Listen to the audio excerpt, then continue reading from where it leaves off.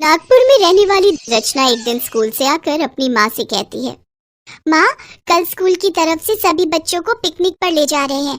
उसके लिए सभी बच्चों से टीचर ने 300 रुपए लाने के लिए कहा है। माँ, तुम भी अपनी बिटिया को पिकनिक पर जाने के लिए पैसे दोगी ना? बिटिया, तुझे तो पता ही है कि आजकल मेरे कपड़े सिलने का काम बहुत कम हो गया है, क्योंकि मेरी सिलाई मशीन ठीक से काम नहीं कर रही है और आजकल के लोग भी सिले हुए कपड़े लेना ही ज्यादा पसंद कर रहे हैं। ऐसे में कमाई भी बहुत कम हो गई है। दरअसल संतोष के पास जो सिलाई मशीन थी वो बड़ी ही पुरानी हो चुकी थी, क्योंकि वो एक सेकंड हैंड सिलाई मशीन थी जिसे वो किसी से खरीद कर लाई थी। रचना बहुत ही समझदार बच्ची थी। उसने अपनी माँ से कहा, कोई बात नहीं माँ, मैं कल पिकनिक पर नहीं जाऊंगी। मुझे माफ कर दे मेरी बच्ची, मैं कैसी माँ हूँ, अपनी गरीबी के चलते मैं तुझे छोटी छोटी खुशियाँ भी नहीं दे सकती। ये कैसी बात कर रही हो माँ, मेरी खुशी तो तुमसे है। अगर तुम हो मेरे पास तो मेरे कदमों में दुनिया भर की खुशियाँ हैं। संतोष लोगों के कपड़े सिलने का काम करती थी, लेकिन अब तो ज्यादातर लोग मॉल से ही कपड़े खरीदते हैं या फिर ऑनलाइन रेडीमेड कपड़े मंगाए करते हैं। इसीलिए संतोष को छोटे मोटे काम से ही अपना गुजारा चलाना पड़ता है, जिससे उसकी कमाई भी बहुत कम हो रही थी। दोनों माँ बेटी कम पैसे में ही किसी तरह अपनी जिंदगी की गाड़ी आगे बढ़ा रही थी। रचना के स्कूल में उसकी गरीबी का सभी बच्चे बहुत मजाक उड़ाया करते थे। उसकी पुरानी ड्रेस और फटे मोजे देख दूसरे सभी बच्चे उस पर हंसते थे। रचना, तेरे पास नई स्कूल ड्रेस खरीदने के लिए पैसे नहीं है तो मुझे बोल। मेरे पापा ने मेरे लिए नया स्कूल ड्रेस खरीदा है, मैं मेरा पुराना स्कूल ड्रेस तेरे लिए लेती आऊंगी। तू कब तक फटी हुई स्कूल की ड्रेस पहनकर स्कूल आती रहेगी? नहीं, मुझे तुम्हारा पुराना स्कूल ड्रेस नहीं चाहिए। मेरी माँ मेरी फटी हुई स्कूल ड्रेस को सिलकर बिल्कुल नया जैसा कर देगी। अच्छा, तो तेरी माँ इतनी अच्छी दर्जी है तो उनसे अपने फटे हुए मोजे भी सिलवा लेना। इतना कहकर वो बच्ची हंसने लगी। रचना को अपनी बहुत बेइज्जती महसूस होती है। वो घर आकर अपनी माँ को सब कुछ बताती है। कोई बात नहीं बेटी, तू दूसरे बच्चों की बातों पर ध्यान ही मत दिया कर, बस अपनी पढ़ाई से मतलब रख। माँ, अगर बाबा आज जिंदा होते तो हमें इतने दुख नहीं झेलने पड़ते ना? हाँ मेरे लाडो, लेकिन अब तो किस्मत में रोना ही लिखा है। नहीं माँ, हम रोएंगे नहीं, हम हर कठिनाइयों का डटकर सामना करेंगे। रचना के पिता एक रिक्शा चलाते थे। उनकी एक सड़क दुर्घटना में मौत हो गई थी। उसके बाद से रचना और उसकी माँ अकेले पड़ जाते हैं, लेकिन उसके पिता का रिक्शा अभी भी खड़ा था। माँ, मैं भी पिताजी की तरह ही रिक्शा चलाऊंगी। लेकिन रचना, अभी तुम बहुत छोटी हो, तुम रिक्शा कैसे चला पाओगी? माँ, तुम चिंता मत करो, मैं रिक्शा चला लूंगी। ठीक है बेटी। दूसरे दिन से रचना अपने पिता का रिक्शा लेकर स्कूल जाने लगी। वो स्कूल जाने वाले दूसरे बच्चों को अपने रिक्शे में बिठा लिया करती और उन्हें स्कूल छोड़ देती, और शाम को उन्हीं बच्चों को अपने रिक्शा में फिर बिठाकर घर छोड़ देती। इससे रचना की थोड़ी बहुत कमाई होनी शुरू हो गई।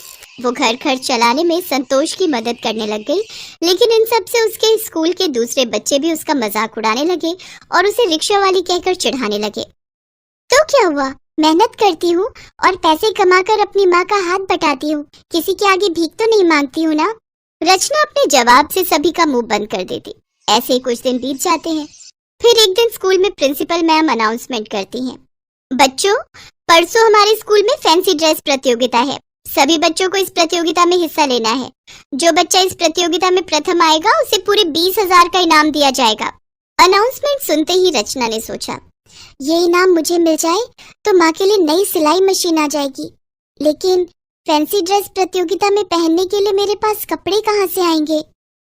रचना की क्लास के बच्चे उसे बोलते हैं, रचना, फैंसी ड्रेस कंपटीशन में तू कौन सी ड्रेस पहन कर आएगी? ये क्या पहनेगी? इसके पास तो स्कूल की ड्रेस भी ढंग से पहनने को नहीं है। रचना, मेरे पास एक पुरानी ड्रेस है, तू कहे तो मैं तेरे लिए ला दूं? नहीं, मुझे तुम्हारे कपड़ों की जरूरत नहीं है, मेरी माँ है ना, वो मेरे लिए कुछ सिल लेगी। हाँ, तेरी माँ ने दूसरों के कपड़े में से चोरी करके कुछ कपड़े तो बचा ही लिए होंगे, उन्हीं कपड़ों में से कुछ ड्रेस बनवा लेना। अपनी सहेलियों की बात सुनकर रचना उदास हो जाती है। जब वो स्कूल से घर आती है तो संतोष उसे खाना निकाल कर देती है। रचना, मेरी लाडो आ गई, आकर खाना खा ले। नहीं माँ, मुझे भूख नहीं है। क्यों भूख नहीं है? तू तो अब पहले से दुगनी मेहनत कर रही है। तू अगर ठीक से खाना नहीं खाएगी तो पढ़ाई और काम दोनों एक साथ कैसे करेगी? तब रचना स्कूल की सारी बात अपनी माँ को बताती है। माँ, स्कूल में सभी बच्चे मेरा बहुत मजाक उड़ाते हैं। माँ, मेरे स्कूल में फैंसी ड्रेस प्रतियोगिता है और मुझे वो प्रतियोगिता हर हालत में जीतनी होगी ताकि मैं उन सबका मुंह बंद कर सकूं। लेकिन प्रतियोगिता में पहनकर क्या जाएगी? मेरे पास तो इतने पैसे नहीं है कि मैं तुझे कोई ड्रेस दिलवा सकूं बेटी। तभी रचना का ध्यान घर पर रखी अपनी पुरानी कॉपियों की ओर जाता है। वो सभी कॉपियां भर चुकी थी और एक कोने में रखी हुई थी। माँ, मेरी ये सभी कॉपियां किस दिन काम आएंगी? हम इन कॉपीज के कागजों से एक प्रिंसेस गाउन बनाएंगे। कॉपी के कागज से गाउन? हाँ माँ, कॉपी के कागज से गाउन। इससे पहले ये गाउन किसी ने देखा भी नहीं होगा। ठीक है मेरी बच्ची, मैं तेरे लिए कागज का गाउन तैयार करूंगी। रचना कुछ अखबार कबाड़ी वाले से जाकर ले आती है। फिर वो दोनों माँ बेटी मिलकर खूब मेहनत करती है और फिर 3 दिन में कागज का एक सुंदर सा गाउन बनाकर तैयार कर लेती है। साथ ही वो एक बेहद ही सुंदर क्राउन भी रचना के लिए बनाती है। आखिरकार प्रतियोगिता वाला दिन भी आ जाता है और रचना कागज का गाउन और क्राउन पहनकर उस प्रतियोगिता में जाती है। उसे देख सब बच्चे उसका मजाक उड़ाने लगते हैं। अरे रचना, ये तो क्या पहन कर आई? बच कर रही हो, कहीं हवा चली और तेरा ये गाउन उड़ ही ना जाए। मैंने और मेरी माँ ने इसे बनाने में बहुत मेहनत की है। कागज का गाउन बनाने में बहुत मेहनत लगी है हमारी। कुछ देर बाद प्रतियोगिता शुरू होती है। सभी लड़कियां स्टेज पर एक एक करके आती हैं और रैंप वॉक करती हैं। फिर सबसे आखिर में रचना अपना कागज वाला गाउन पहन कर आती है। उसका कागज का गाउन जजेस को बहुत पसंद आता है और उन्होंने रचना को विजेता घोषित करते हुए उसे फर्स्ट प्राइज के साथ 20,000 का इनाम दिया और कहा, रचना, तुम्हारा कागज का गाउन सबसे हटके और सबसे अलग था। इससे पहले मैंने कभी ऐसा गाउन नहीं देखा। सर, ये मेरी माँ की मेहनत का नतीजा है। उन्होंने इस गाउन को बनाने में बहुत मेहनत की है। अच्छा, अगर वो भी यहाँ है तो उन्हें स्टेज पर बुलाओ। रचना की मदद कृपया करके आप स्टेज पर आए।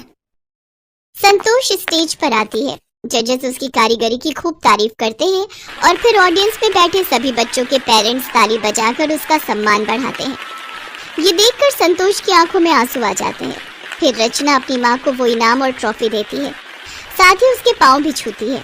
रचना के क्लास की सभी लड़कियों के सर शर्म से झुक गए। संतोष और रचना खुशी खुशी घर आती हैं। फिर इनाम में मिले पैसों से रचना अपनी माँ के लिए सिलाई मशीन खरीदती है। कुछ ही दिनों में उसके कागज के गाउन की तारीफ हर जगह होने लगती है और कपड़ों के बड़े बड़े व्यापारी उसके यहाँ आने लगते हैं और उसे बड़े ऑर्डर देकर जाते हैं। इतना सारा काम मिलने की वजह से संतोष खूब पैसे कमाती है। अब वो और रचना अमीर हो जाते हैं।